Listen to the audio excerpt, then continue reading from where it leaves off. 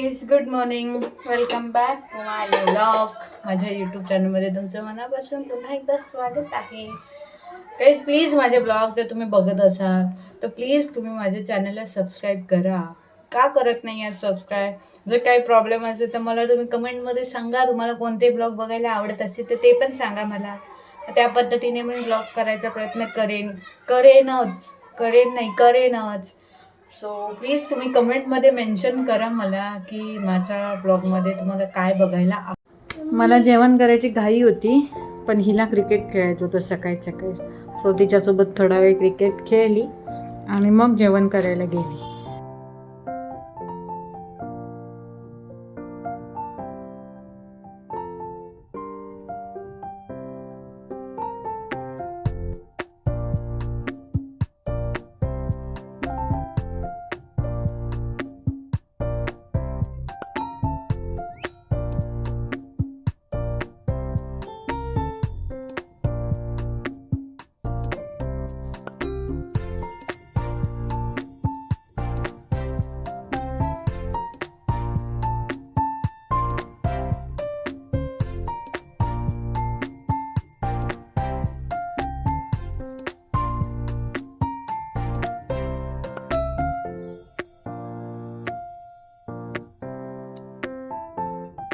आता मी दळण काढायला बसली आहे. हे रेशनचे तांदूळ आहेत. सो हे मला चाळून त्याच्यातली कणी साईडला काढायची आहे आणि मला त्याचं दळण द्यायचं आहे. कणीचं तांदळाचं दळण, तांदळाच्या पिठासाठीचं दळण द्यायचं आहे. सो मी हे काम आता पूर्ण केलं आहे. जेवण झालं आहे माझं.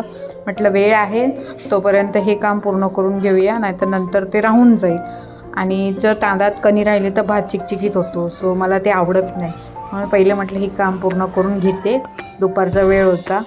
सो मी हे दळण काढते आणि नंतर मी दळण नेऊन चक्कीवरती देईन.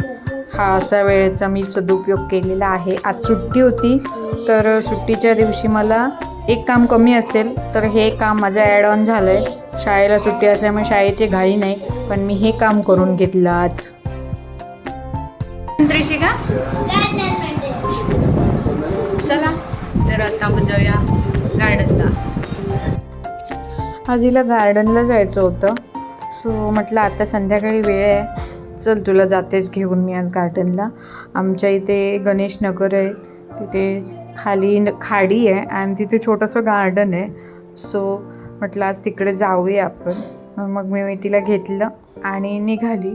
तिला पण खेळायचं होतं आणि आज सुट्टी असल्यामुळे वेळ होता थोडासा. सो आम्ही निघालो तिकडे जायला. चला, तुम्ही बघू शकता पुढे.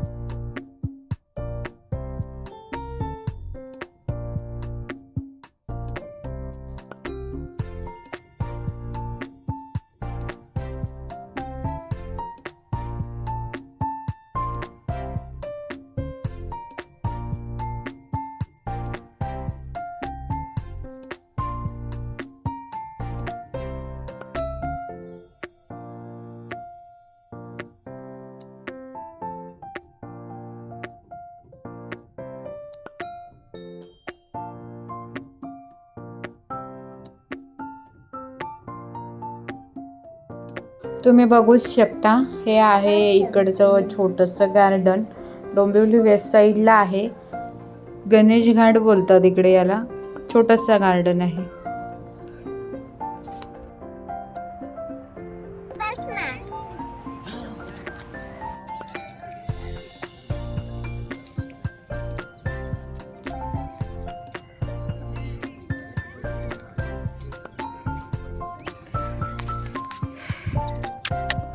डॉगी,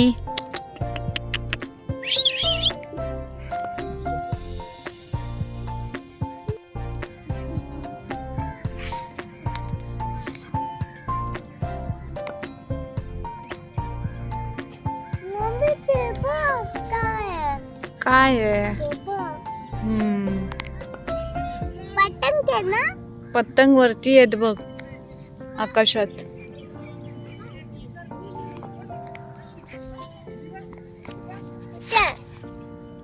इकडे बघ वरती दादा सगळे.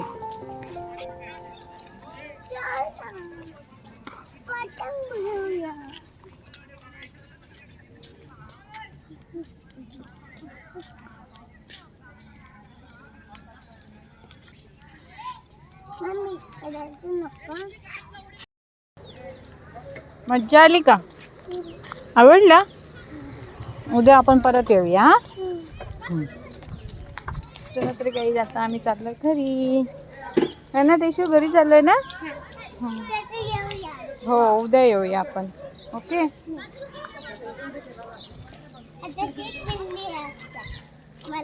काय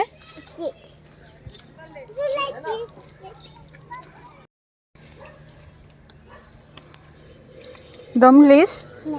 नक्की? मज्जा आली ना? थोडं रिलॅक्स वाटलं ना? रिलॅक्स होय ना? मला पण बरं वाटलं जरा शांत. घर घर डायरेक्ट गार्डन मध्ये गेलो आपण.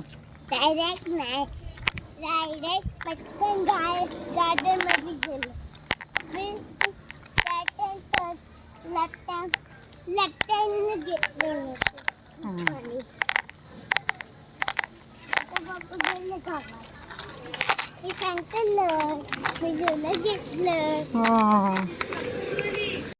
इथे मी तुमच्यासोबत एक पुढे रेसिपी शेअर करणार आहे. त्याची ही तयारी आहे. चला बघूया. बघा हे असं दिसतं.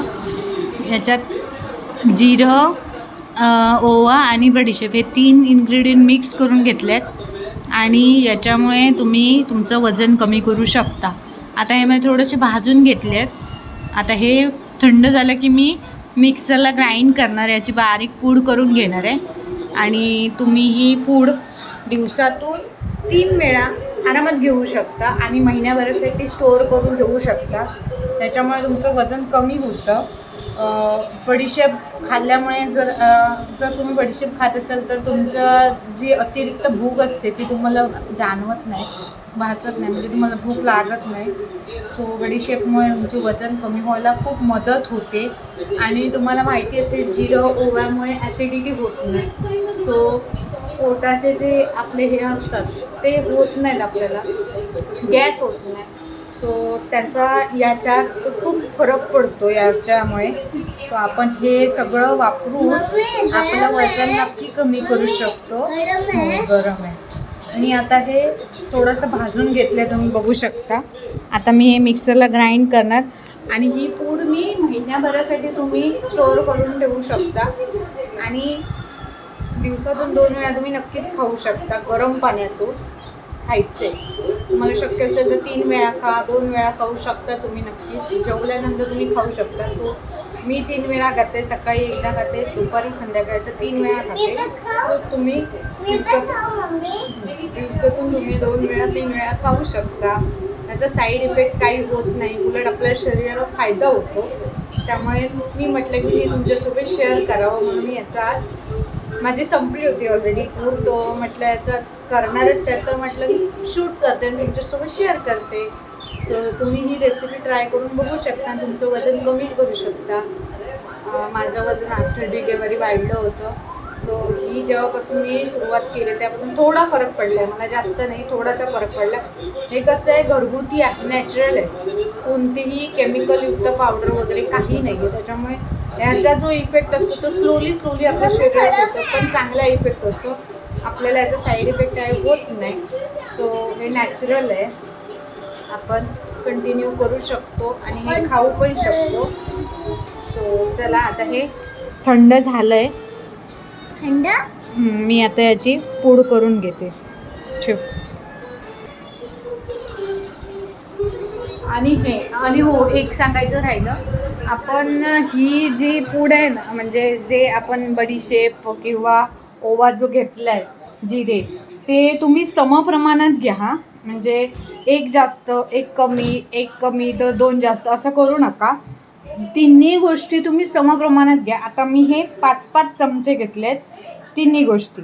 सो सगळ्या गोष्टी समप्रमाणात घ्या, नाहीतर त्याची क्वांटिटी एकाची जास्त एकाची कमी झाली तर ते बरोबर नाही होणार, आपल्याला त्याचा फरक पडणार नाही. सो तुम्ही ह्या गोष्टी सगळ्या समप्रमाणात घ्या आणि मग ते ट्राय करा. ओके, मी आता हे ग्राइंड करून घेते.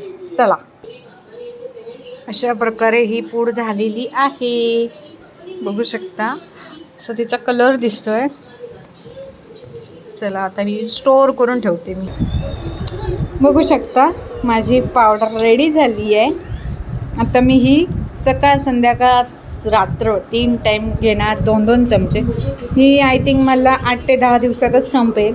परत मला बनवावी लागेल. मी जास्त दिवसासाठी स्टोअर करत नाही. आपण ही स्टोअर करू शकतो आपण महिन्याभरासाठी, त्याचा काही खराब वगैरे होत नाही. सो मला छोटा डब्बा आहे माझ्याकडे, सो मी मोठा डब्बा आणला की मग मी मोठ्या डब्यात स्टोअर करून ठेवले. बट आता छोटे आहे म्हणून मी थोडासाच करून ठेवते. हे मला 8-10 दिवसासाठी इनफ आहे. चला, ही रेसिपी जर तुम्हाला आवडली असेल तर तुम्ही नक्की ट्राय करू शकता. आणि माझ्या चॅनलला प्लीज तुम्ही सबस्क्राईब करा, लाईक करा, शेअर करा आणि कमेंट पण करा. त्याच्यामुळे मला अजून नवीन काहीतरी रेसिपीज करायची एनर्जी येईल, ट्रिक येईल. सो बाय बाय गाईज, मी आता ब्लॉग इथे एंड करते. आपण भेटूया उद्याच्या नेक्स्ट ब्लॉगमध्ये. So bye bye.